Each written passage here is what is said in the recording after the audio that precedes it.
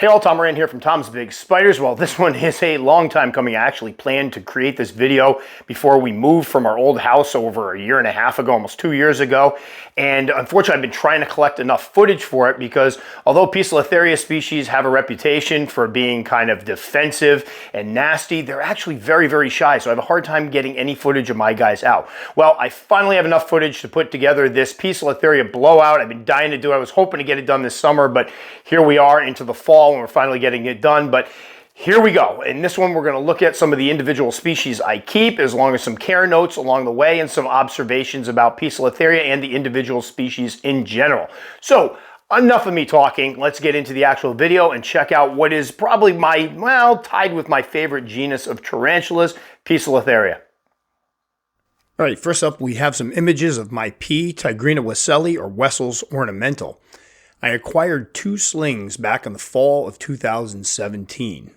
Both grew rather quickly and matured male in early 2019, and they were quite small at around 4 inches or so.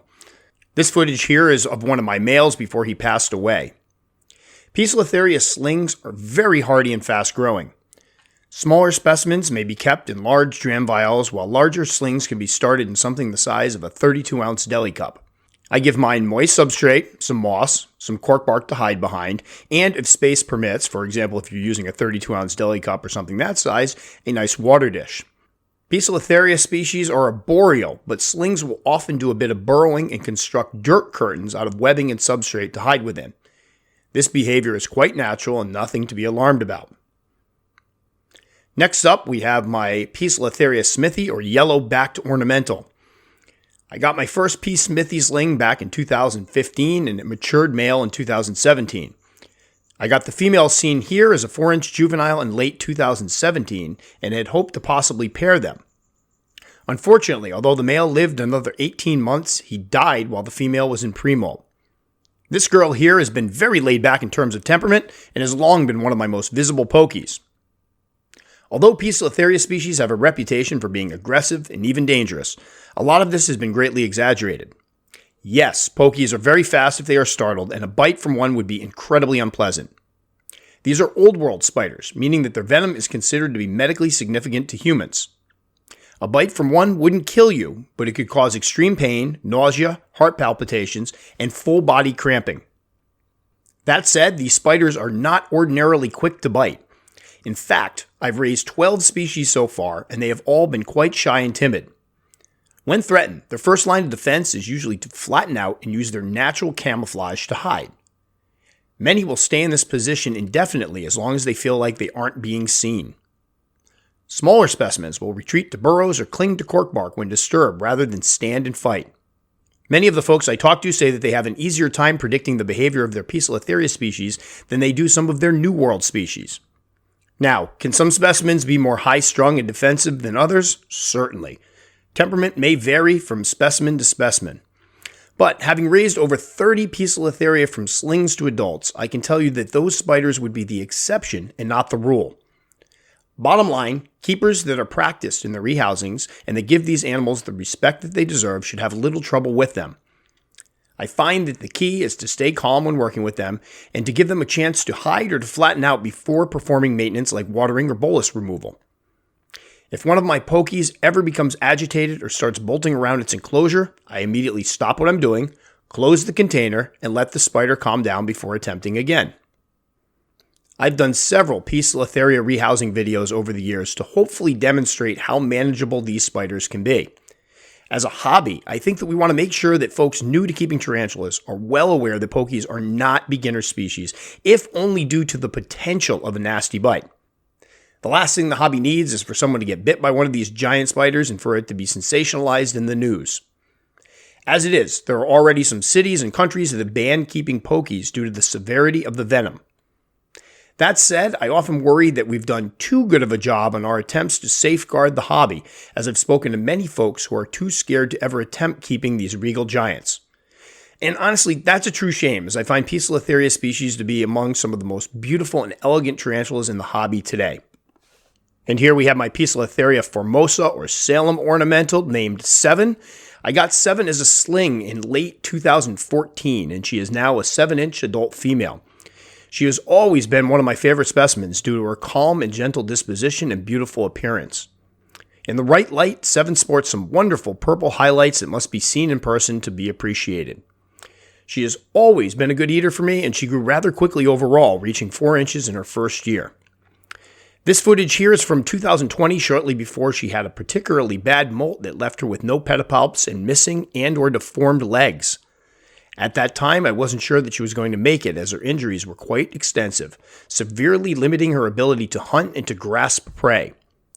For several months, I offered her only pre-killed prey as I tried to nurse her back to health. Over the past year and a half, she has molted 2 more times, and she now has her pedipalps and 7 of 8 legs back and functioning correctly.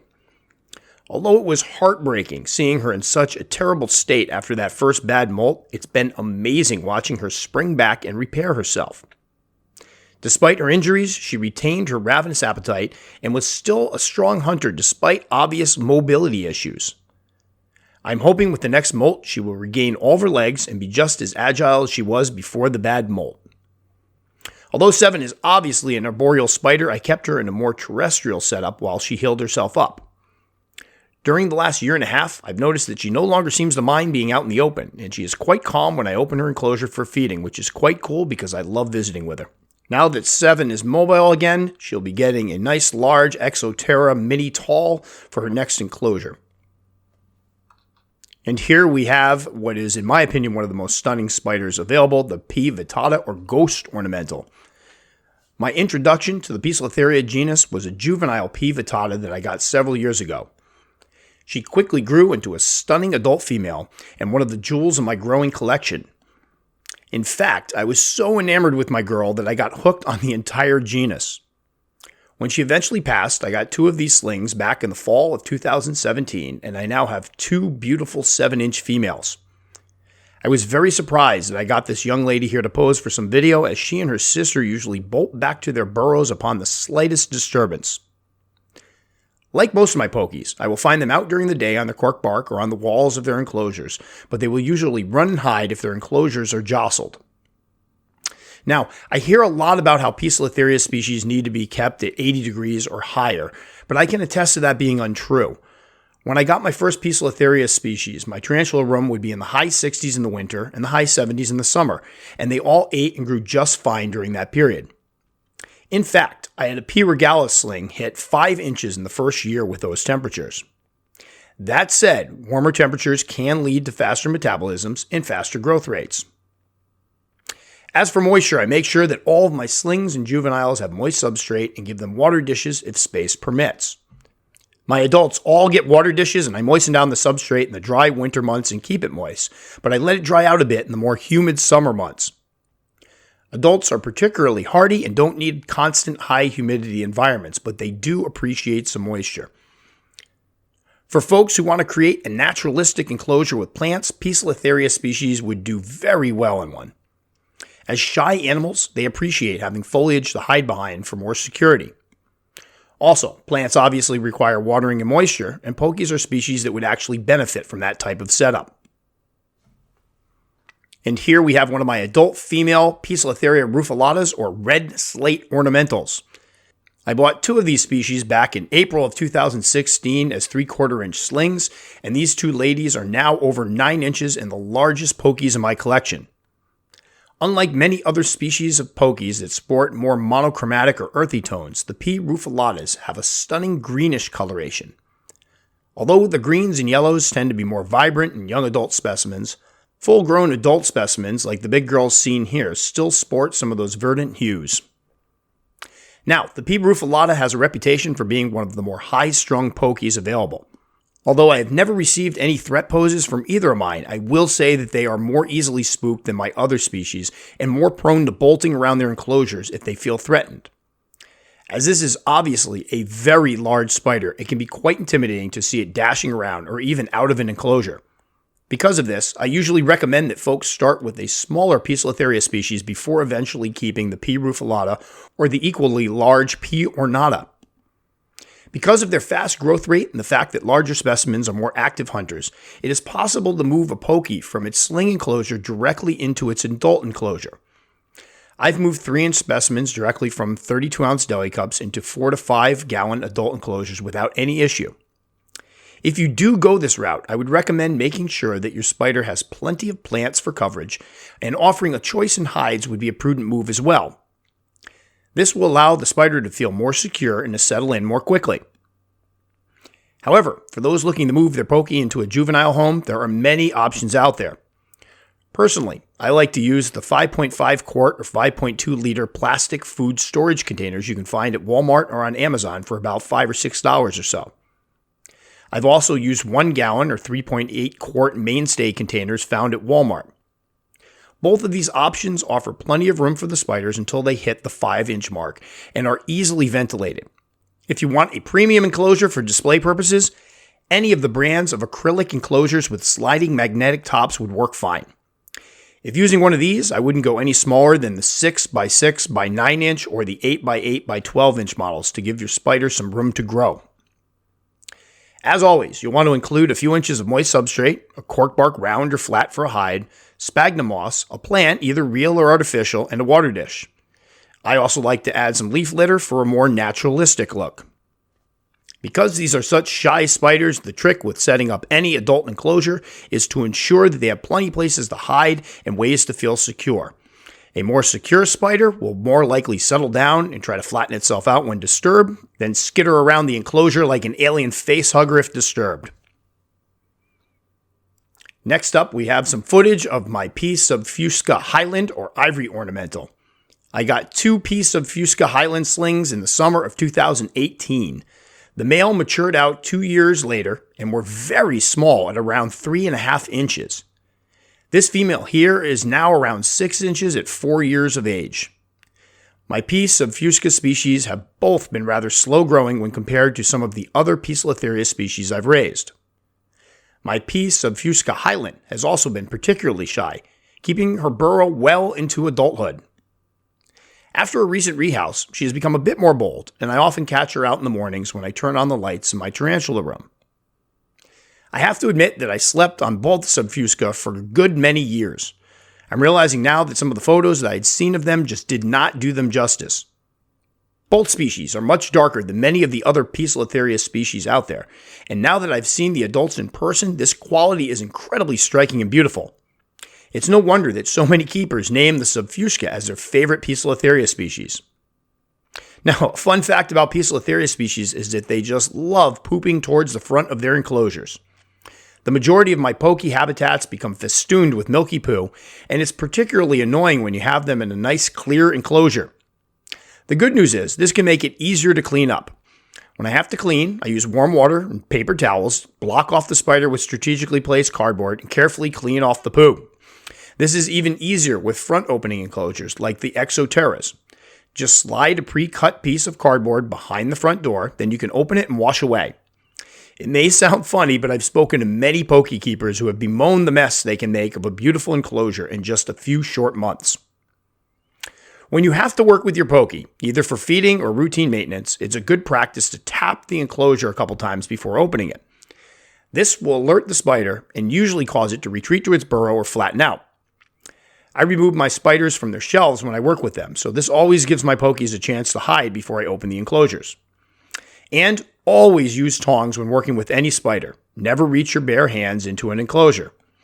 Also, despite what you may have seen in YouTube videos, do not try to tong feed your Pokies. Although sometimes they will grab the prey item directly from the tongs without issue, they can not only injure their fangs on the tongs, but some have been known to shoot up the tongs and onto the keeper. Moving on, here we have my P. subfusca Lowland, and once again the Ivory Ornamental. I got 2 of these slings back in the summer of 18 when I also got my Highlands. Like my Highland, the male matured at around 2 years and was quite tiny for a Poke male. Also like the Highland form, the Lowlands are much darker than the other Poke species, sporting more tans, chocolate browns, blacks, and even some purple highlights. In the wild, this coloration, coupled with the fractal patterning, gives the Poecilotheria amazing camouflage, especially against tree bark. My female remained shy and grew slowly, having reached around 6 inches in 4 years. Although she is still quite reclusive, I have caught her out much more recently. As she is a bit smaller, I have her in an 8 by 8 by 12 inch or 20 by 20 by 30.5 centimeter acrylic enclosure. Something around this size, including the Exoterra Nano Tall, can work well for smaller specimens. My larger Poecilotheria specimens are in extra large critter keepers or 12 inch by 12 inch by 18 inch, 30.5 by 30.5 by 41 centimeter Exoterra Mini Talls. If you'd like to give your pokies more space, the larger enclosure is the way to go. Just make sure to provide plenty of cover through either real or fake plants and cork bark hides. I also include several inches of moist substrate to begin with, sphagnum moss, a water dish, and leaf litter because, once again, I just like the way it looks. I have also used larger Sterilite containers to house pokies for years. I like the large openings that the tops offer.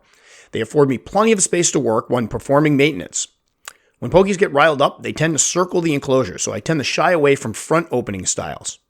This is a personal preference, however, and many folks will use enclosures with doors on the fronts without issue. Unfortunately, the P. subfusca, along with the other Sri Lankan Poecilotheria species P. ornata, Pvitata, P. fasciata, and P. smithi, are much more difficult to get in the United States after a ruling by U.S. Fish and Wildlife in the summer of 2018.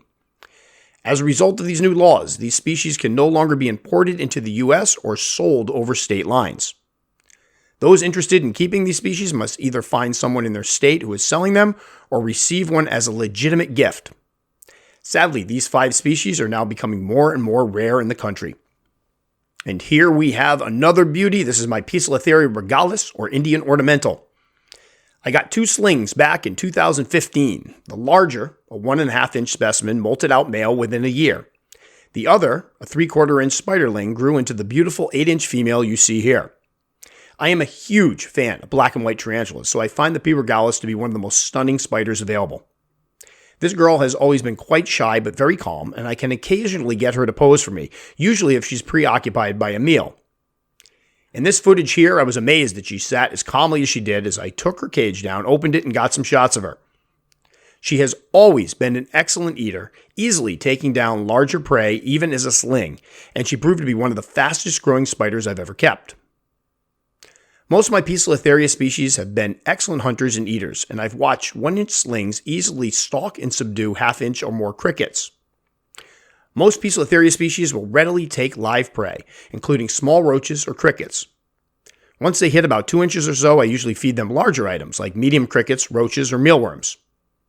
3 inch specimens will easily take down large crickets, bilateralis roaches, or mealworms.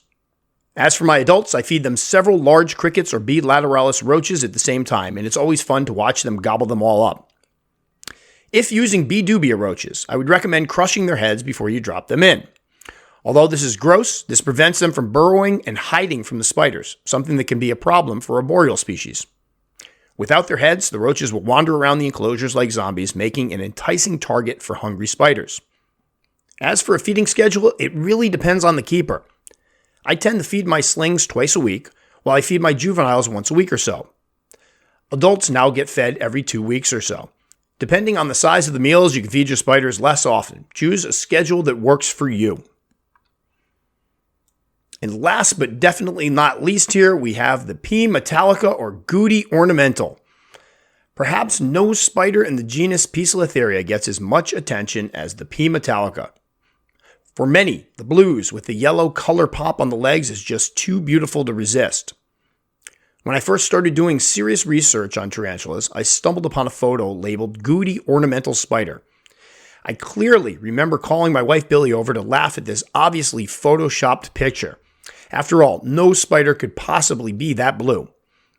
Imagine my surprise when I did a bit more research and discovered that the Poecilotheria was indeed a real spider and that those azure tones really could be that vibrant. Billy got me my first P. Metallica as a 1 inch sling for my birthday way back in February of 2013, and it quickly became a favorite. Unlike some of my other Poecilotheria species who were all bold and hardy eaters who would take down larger prey items, my P. Metallica was much more timid and picky when it came to eating.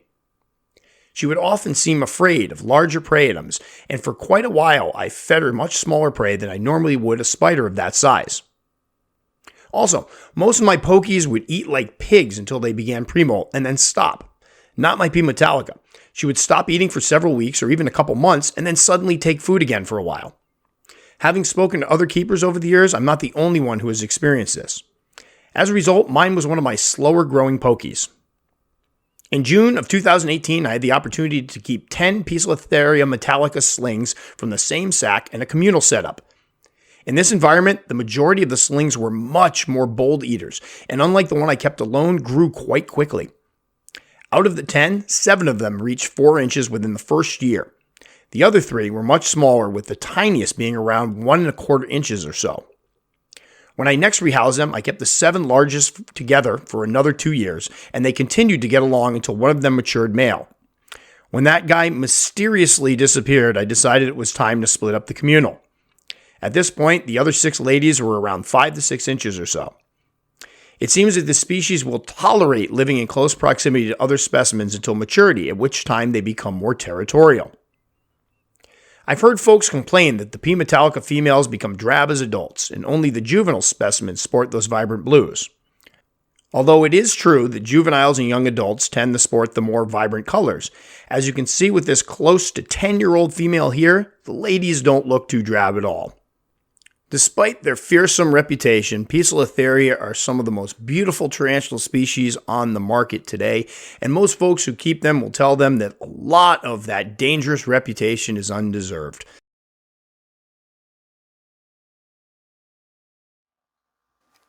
So as I mentioned in the intro, I have added a couple more in my collection. They are slings now. I've got a new P. Tigrina Wesseli. I've got a P. Miranda, and I've got a P. Striata that I'm raising up. Very excited to get those to adulthood. Again, my goal is to eventually get them all. Unfortunately, those Sri Lankan species are pretty difficult to come by in Connecticut. I do have a lead on some Ornata, so I expect to have them soon. I was hoping to be able to feature Ornata, but both of my last 2 turned out to be mature males, and my mature female died several years ago, and I didn't want to reuse old footage from that. I've also had Poecilotheria Hanamavalisa Mika. I had 1 mature male, and unfortunately an adult female that I put on some substrate that was tainted, and I ended up losing her. I did a whole thing on my tainted substrate years ago. That one really hurt, so I'll be on the lookout for one of those as well, because I'm dying to raise those back up again. And obviously in the video, I'm trying to get across the fact that although these guys have been kind of demonized by the hobby over the years, they're not nearly as scary as everybody makes them out to be.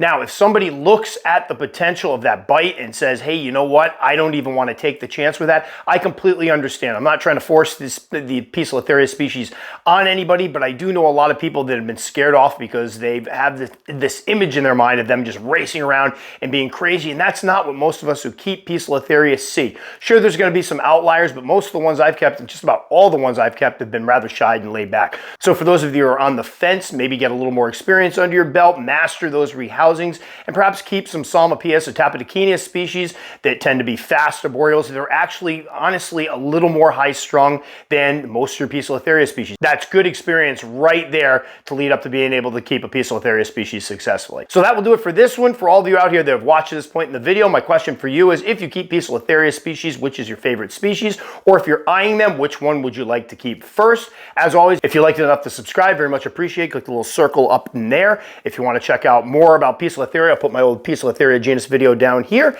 and then I'll go ahead and put something else up here, who knows what. As always, take the time to comment. I will take the time to respond. Just know it can take me a couple days. Guys, stay safe. We'll catch you all next time.